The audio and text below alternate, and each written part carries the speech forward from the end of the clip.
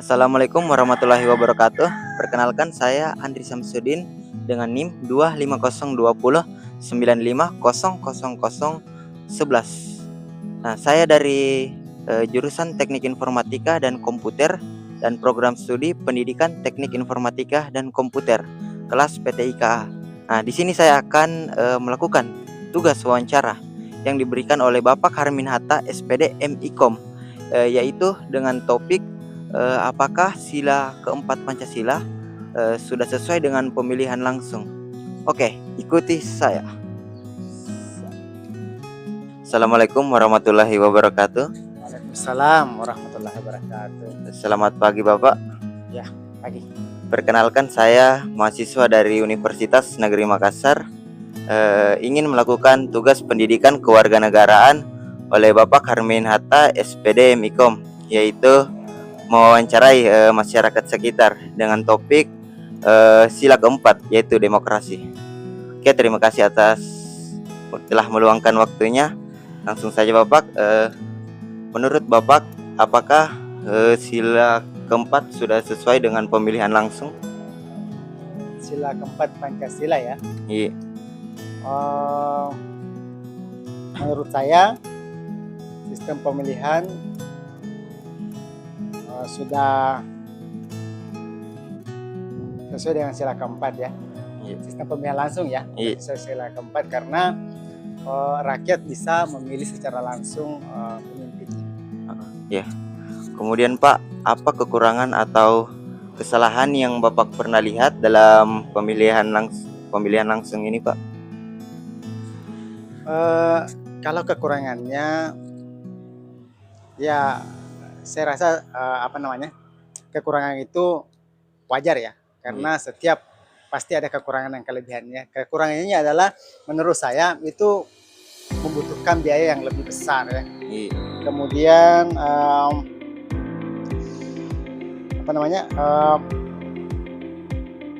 suasana politik yang sering memanas saat kampanye juga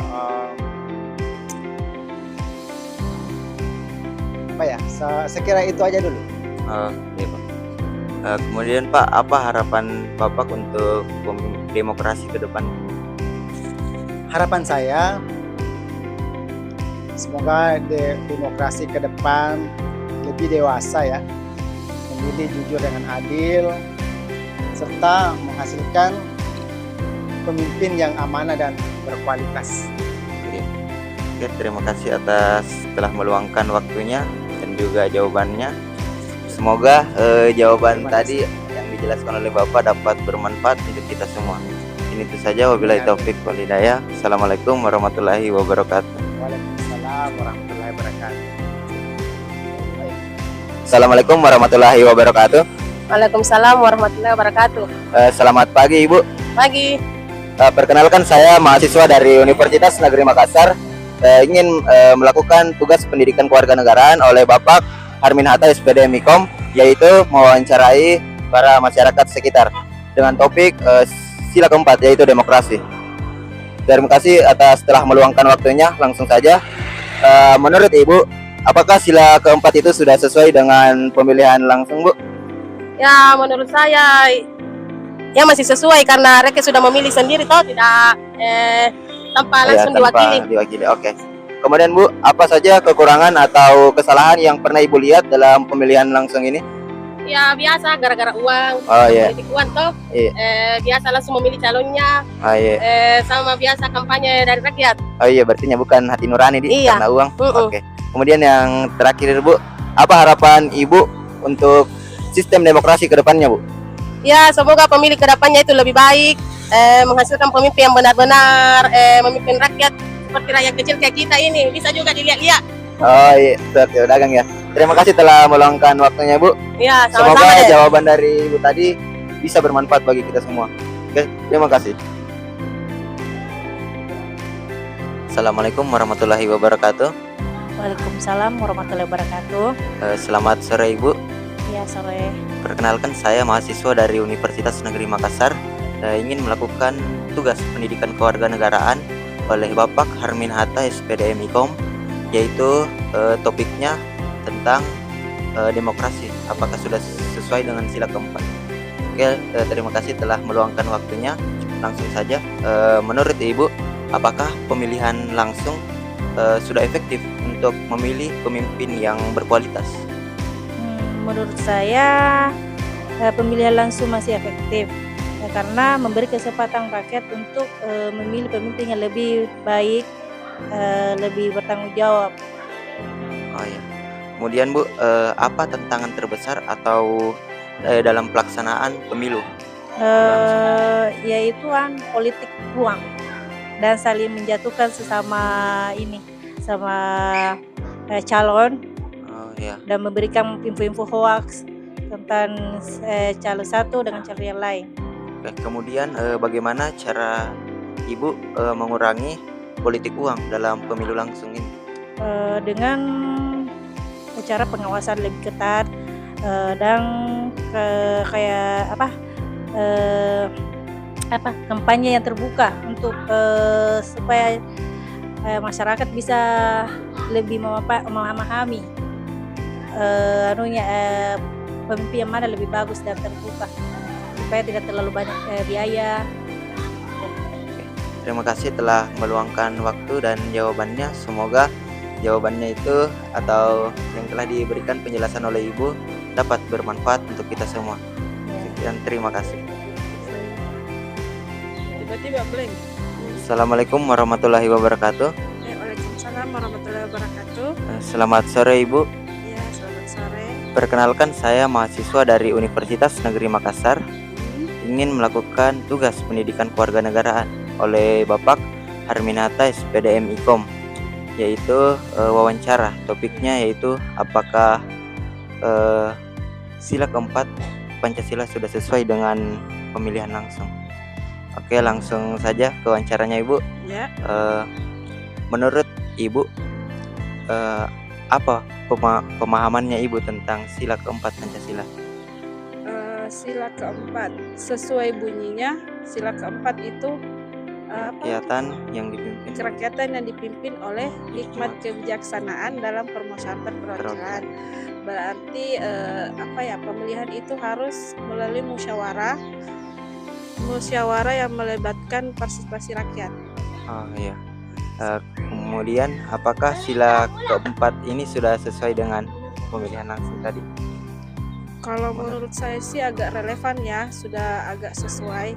Karena kan sila keempat menekankan bahwa pemilihan itu secara langsung dipilih oleh masyarakat itu sendiri, rakyat itu sendiri. Oke, kemudian menurut Ibu apa saja kekurangan atau kesalahan yang pernah Ibu lihat dalam pemilihan langsung ini? Kalau kekurangannya itu kayaknya ini deh, biaya penyelenggaraannya itu kan cukup besar ya, karena kan secara ini banyak melibatkan masyarakat yang sangat banyak dan secara langsung. Menurut saya itu sih. Ya, kemudian apa pandangan Ibu tentang demokrasi ini untuk kedepannya? Kalau kedepannya semoga demokrasinya semakin dewasa, semakin lebih terbuka, semakin lebih demokrasi dan bersih dari politik uang. Bersih dari politik uang. Oke, mungkin itu saja. Terima kasih telah meluangkan waktu dan beberapa pandangan dari Ibu. Semoga bisa bermanfaat untuk kita semua. Ya, sama-sama. Terima kasih. Assalamualaikum warahmatullahi wabarakatuh. Waalaikumsalam warahmatullahi wabarakatuh. Selamat pagi Bapak. Pagi. Perkenalkan, saya mahasiswa dari Universitas Negeri Makassar, jurusan Teknik Informatika dan Komputer, program studi Pendidikan Teknik Informatika dan Komputer. Nah, saya di sini ingin melakukan tugas pendidikan kewarganegaraan oleh Bapak Harmin Hatta SPD MIKOM, yaitu wawancara dengan topik demokrasi atau pemilihan langsung. Oke, topiknya tentang pemilihan langsung. Pemilihan langsung, oke, masalah demokrasi ya. Ya, langsung saja di pertanyaan-pertanyaannya.